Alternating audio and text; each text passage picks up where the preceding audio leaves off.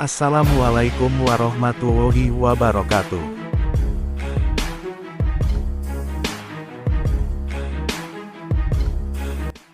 Kol buntet, tentu nama ini tidak asing buat kita, terutama yang tinggal di Pulau Jawa.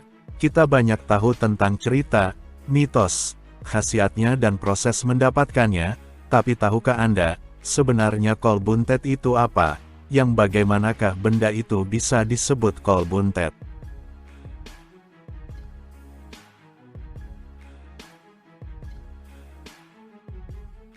Sebenarnya banyak sekali benda-benda yang disebut sebagai kol buntet, adapun benar dan tidaknya, asli atau tidak, itu tergantung dari masing-masing individu untuk mempresentasi dan mempercayainya.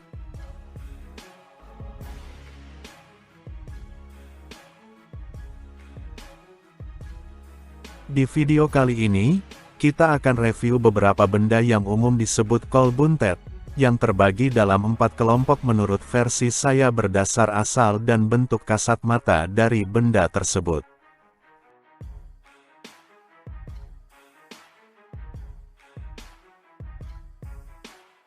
Berikut beberapa kelompok atau kategori yang sudah saya buat, beserta penjelasannya.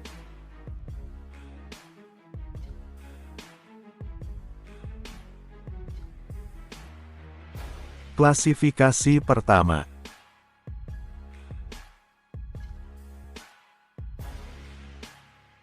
Kol buntet cangkang siput. Memang benda ini berasal dari sisa makhluk itu sendiri, baik berupa cangkang utuh atau yang sudah dimodifikasi, dan mendapatkan sentuhan finishing untuk kemudian ditampilkan. Berikut antara lain.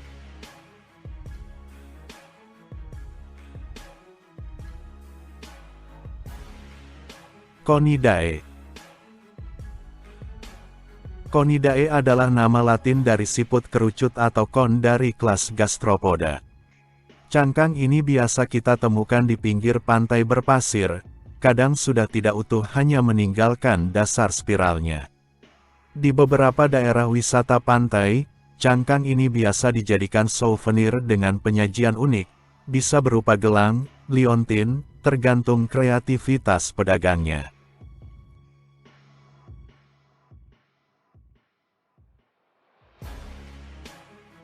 Conus fosfor.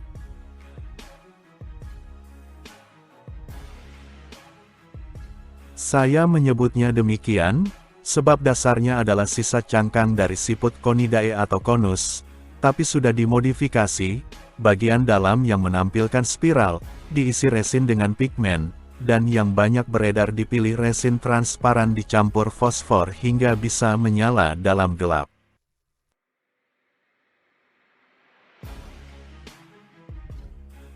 Sundial shell.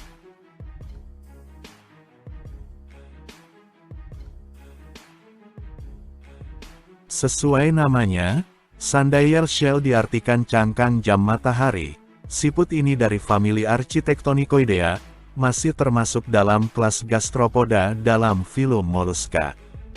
Hidup di dekat pantai berpasir dengan kedalaman 30 hingga 50 meter, bergerak di malam hari atau menjelang senja, mungkin dia termasuk siput nokturnal.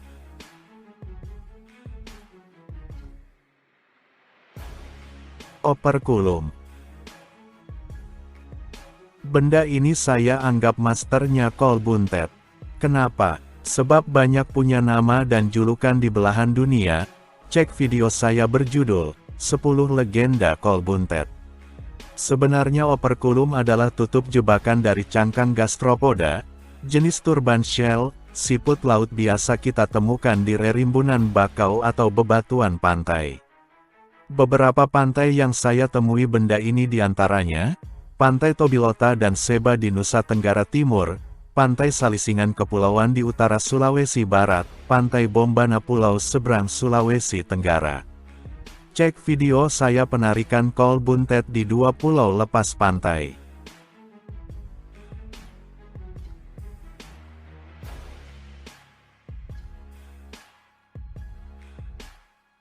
Klasifikasi kedua.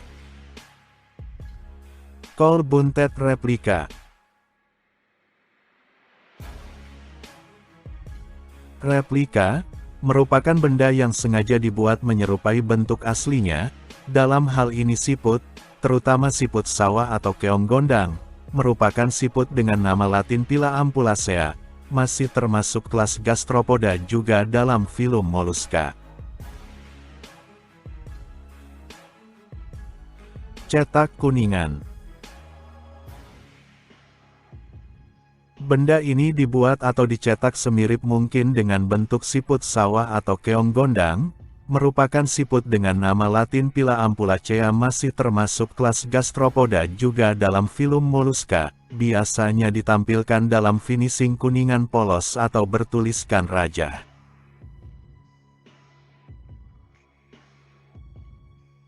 Ukiran dan pahatan. Model yang diambil kebanyakan dari bentuk siput laut, Turbinidae atau bentuk siput surban, dan Neritimorpha atau bentuk siput bulat, masih dalam kelas gastropoda. Benda ini biasanya terbuat dari batu dan diukir atau dibentuk.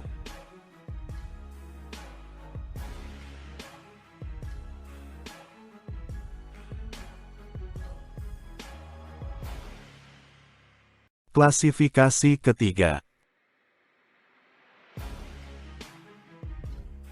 Coal buntet fosil. Fosil merupakan sisa makhluk hidup baik binatang atau tumbuhan yang sudah membatu. Sebenarnya fosil ada dua klasifikasi. Fosil biologis yaitu makhluk itu sendiri yang membatu, dan fosil trace atau jejak, yaitu fosil bekas aktivitas biologis. Contoh cangkang kosong yang terisi mineral dan membatu dengan proses jutaan tahun lamanya.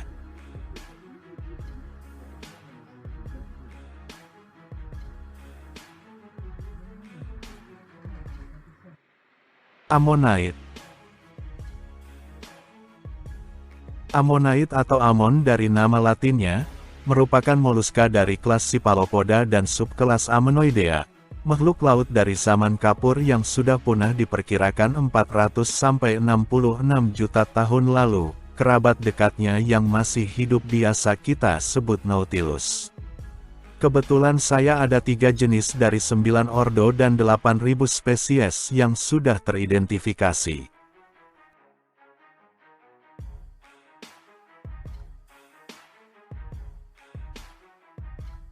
Cleoniceras. Spesies amon yang ditemukan di Madagaskar, Afrika Timur, dari zaman Jurassik awal atau Toarsian, tapi tidak menutup kemungkinan ada di tempat lain. Fosil ini masih terbalut cangkang tipis dan sangat rapuh.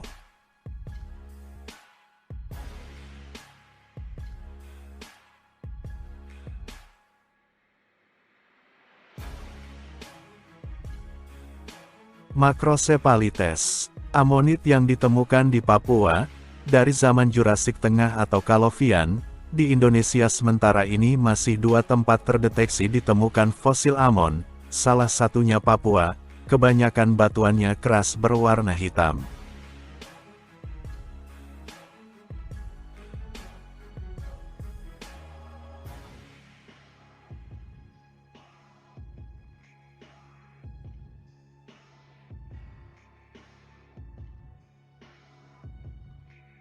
Metalegoceras. Goniatit timor di Indonesia, dari zaman Permian awal atau Artinskian, saya dapat di Indonesia Timur, tepatnya di daerah perbukitan Amarasi, 1 jam arah timur dari kota Kupang, Nusa Tenggara Timur. Batuannya lebih lunak dan berkapur, tapi sudah mengkristal.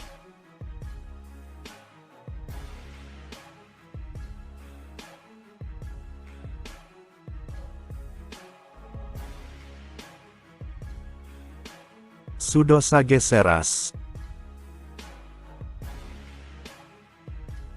Masih dari Amarasi, dekat kota Kupang, Nusa Tenggara Timur.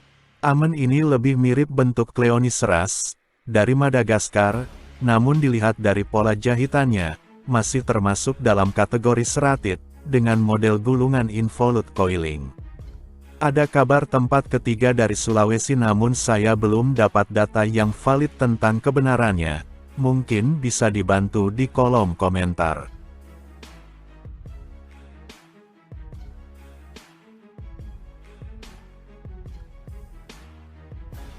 Nautilus. Nautilus dari bahasa Yunani, nautilos, yang berarti pelaut. Ialah nama umum bagi sejumlah spesies moluska laut yang masuk dalam famili Nautilidae.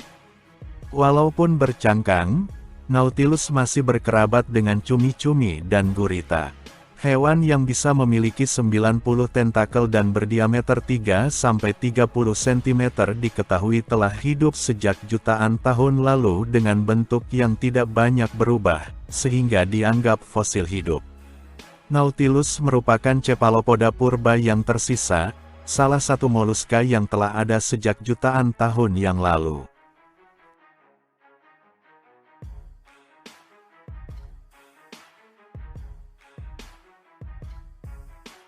Gastropod.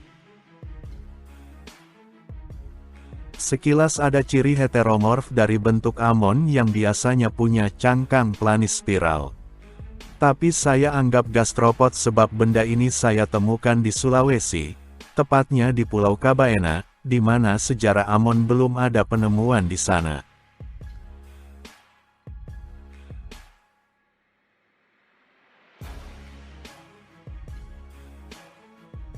Caenogastropod. Masih dari tempat yang sama, yaitu Kabaena, bentuknya lebih memanjang, dari kelas Gastropoda dan filum Mollusca, ini kelompok paling besar dan beragam bentuknya, dan termasuk kelompok paling sukses dalam ekologi atau pertahanan hidup.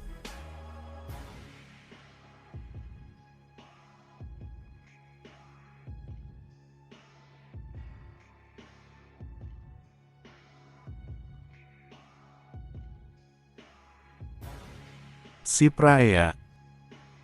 Di Indonesia, siput laut ini biasa kita sebut kuuk macan, merupakan subkelas Caecnogastropod, hidup di kedalaman 3-40 meter, terutama di koloni karang atau dasar laut berpasir, memakan polip karang, berbagai invertebrata dan alga, tetapi juga bahan organik mati.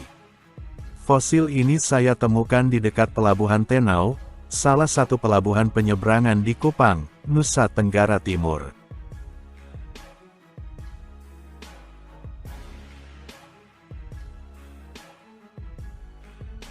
Pila Ampulacea. Menurut saya inilah yang sebenarnya dinamakan kol buntet, karena fosil ini memang berasal dari Pila Ampulacea, siput air tawar yang biasa kita sebut kol, dan buntet karena sudah membatu atau buntu. Habitatnya banyak kita jumpai di sawah atau genangan air tawar.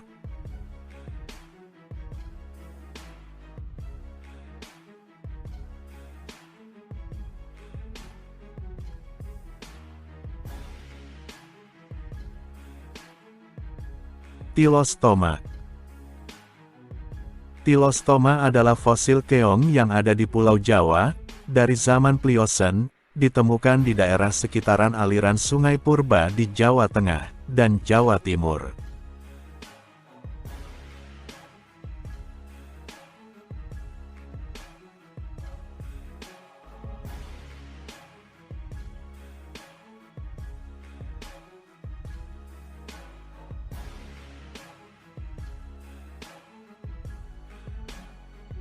Klasifikasi keempat. Kol buntet suiseki.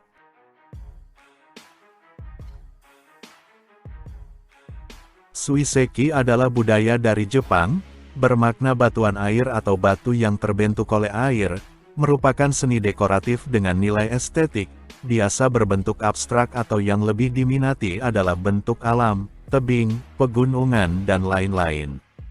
Model yang saya dapat berasal dari pantai di Pulau Sau, gugusan pulau di Nusa Tenggara Timur.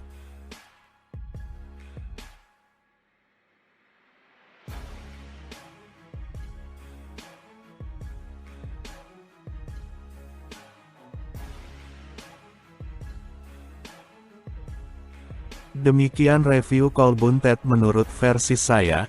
Mungkin ada benda lain yang disebut kolbuntet namun belum atau tidak saya ulas, atau ada yang salah tentang ulasannya. Mohon untuk dimaafkan dan sudi kiranya dikoreksi dan dibetulkan. Silahkan tulis di komentar. Bagaimana menurut Anda, manakah yang asli? Atau, tidak ada sama sekali karena Anda punya pendapat sendiri?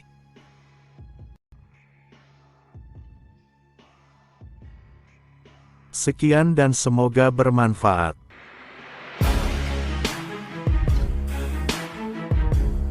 Wassalamualaikum warahmatullahi wabarakatuh.